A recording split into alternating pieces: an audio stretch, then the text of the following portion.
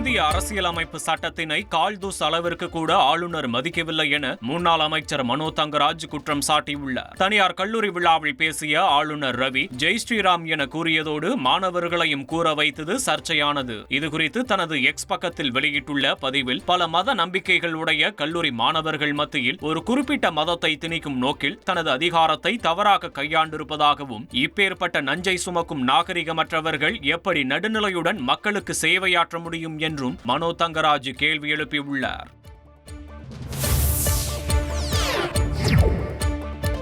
கோவையில் சிறுமிகளிடம் பாலியல் அத்துமீறலில் ஈடுபட்டுவிட்டு தலைமறைவாக இருந்த மதபோதகர் ஜான் ஜபராஜை தனிப்படை போலீசார் மூணாறில் வைத்து கைது செய்தனர். தென்காசி மாவட்டம் சாம்பவர் வடகரை பகுதியைச் சேர்ந்த இவர் கோவையில் 2 சிறுமிகளை பாலியல் தொந்தரவு செய்ததாக பாதிக்கப்பட்ட சிறுமிகள் புகார் அளித்தனர். அதன் பேரில் கோவை மாநகர போலீஸ் கமிஷனர் சரவணா சுந்தர் உத்தரவின் பேரில் 3 தனிப்படை போலீசார் ஜான் ஜபராஜை வலைவீசி தேடி வந்தனர். இந்த சூழலில் மூணாறில் கைது செய்யப்பட்ட இவரை போலீசார் மகிழா நீதிமன்ற நீதிபதி நந்தினி தேவி வீட்டில் ஆஜர்படுத்தினர். இதையடுத்து 15 நாட்கள் நீதிமன்ற காவல் விதித்து நீதிபதி உத்தரவிட்டார். செய்திகளை உடனுக்குடன் தெரிந்து கொள்ள உடனே சப்ஸ்கிரைப் பண்ணுங்க.